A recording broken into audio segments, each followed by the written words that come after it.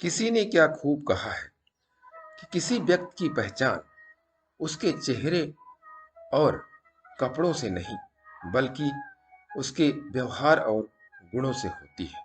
नमस्कार दोस्तों, मेरा नाम प्रेम प्रकाश पांडे है। आज अपने चैनल पर एक नई बेहतरीन प्रेरणादायक कहानी लेकर के आया हूँ। आज की कहानी से हम सीखेंगे कि व्यक्ति की सही पहचान किसके कारण होती है।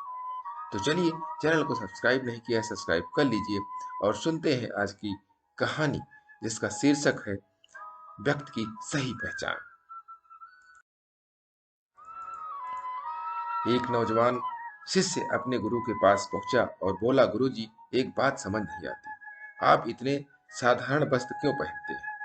इन्हें देखकर लगता ही नहीं कि आप एक ज्ञानी व्यक्ति हैं, जो सैकड़ों शिष्यों को शिक्षित करने का महान कार्य करता है।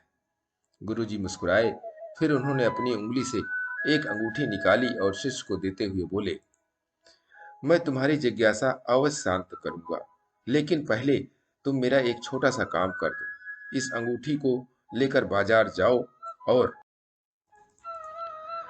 किसी सब्जी वाले या ऐसे ही किसी दुकानदार को इसे बेच दो। बस इतना ध्यान रहे कि इसके बदले कम से कम सोने की एक असरफी जरूर लाना।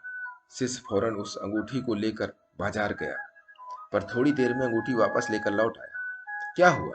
तुम इसे लेकर क्यों लौट आए? गुरुजी ने पूछा। गुरुजी, दरअसल मैंने इसे सब्जी वाले, किराना वाले और अन्य दुकानदारों को बेचने का प्रयास किया, पर कोई भी इसके बदले सोने की एक असरफी देने को तैयार नहीं हुआ। गुरुजी बोले, अच्छा, कोई बात नहीं। अब तुम इसे लेकर किसी जौहरी के पास जाओ और इसे बेचने की कोशिश करो। शिष्य एक बार फिर अंगूठी लेकर निकल पड़ा, पर इस बार भी कुछ ही देर में वापस आ गया। क्या हुआ? इस बार भी क्यों कोई इसके बदले एक असरफी भी देने को तैयार नहीं हुआ? गुरुजी ने पूछा। शिष्य के हाव भाव कुछ अजीब लग रहे थे। वो घबराते हुए बोला, अरे अरे, नहीं गुरुजी, इस बार मैं जिस किसी जौहरी के पास गया, सभी ने ये कहते हुए मुझे लौटा दिया कि यहाँ के सारे जौहरी मिलकर भी इस अनमोल हीरे को नहीं खरीद सकते। इसके लिए तो लाखों असरफियां भी कम है। यही तुम्हारे प्रश्न का उत्तर है, गुरुजी बोले। जिस प्रकार ऊपर से देखने पर इस अनमोल अंगूठी की कीमत का अंदाजा नहीं लगाया जा सकता, उसी प्रकार किसी व्यक्ति के वस्त्रों को देखकर उसे आंका नहीं जा सकता। व्यक्ति की विशेषता जानने के लिए उसे भीतर से देखना चाहिए। बाह्य आवरण तो कोई भी धारण कर सकता है, लेकिन आत्मा की शुद्धता और ज्ञान का भंडार तो अंदर ही छिपा होता है। शिष्य की जिज्ञासा शांत हो चुकी थी। वह समझ चुका था कि बाहरी वेशभूषा से व्यक्ति की सही पहचान नहीं हो सकती। जो बात मायने रखती है वो ये है कि व्यक्ति भीतर से कैसा है।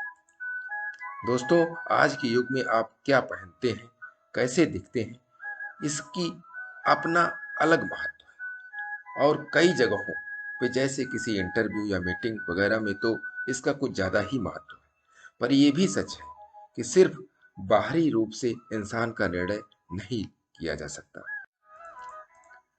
इसलिए हमें कभी भी किसी को सिर्फ इसलिए छोटा नहीं समझना चाहिए क्योंकि उसने अच्छे कपड़े नहीं पहने, या किसी को सिर्फ इसलिए बहुत बड़ा नहीं समझना चाहिए क्योंकि वो बहुत अच्छे से तैयार है। इंसान का असली गुण तो उसके भीतर होता है, और वही उसे अच्छा या बुरा बनाता है। तो दोस्तों, इस छोटी सी कहानी से सीख मिलती है कि व्यक्ति की पहचान कैसे होती है।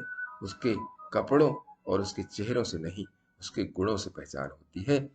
और इसके लिए प्रतिदिन सुबह 5:30 बजे एक नई कहानी, एक नई उमंग से दिन की शुरुआत करते रहें। और तब तक के लिए छोटों से मिले प्यार और बड़ों से मिले आशीर्वाद और भगवान के सहारे के साथ यही कहूँगा, काम तो सभी करते हैं, पर काम करो कुछ ऐसा कि उदाहरण बन जाए। ये छोटी सी स्टोरी आपको अच्छी लगी तो लाइक कीजिए, शेयर कीजिए अपने मित्रों में भी, और कमेंट जरूर करिए। और चैनल को अभी तक सब्सक्राइब नहीं किया है, सब्सक्राइब कर लीजिए। और नई नई बेहतरीन मोटिवेशनल स्टोरी आपको मिलती रहे, इसके लिए प्रेस बेल आइकन।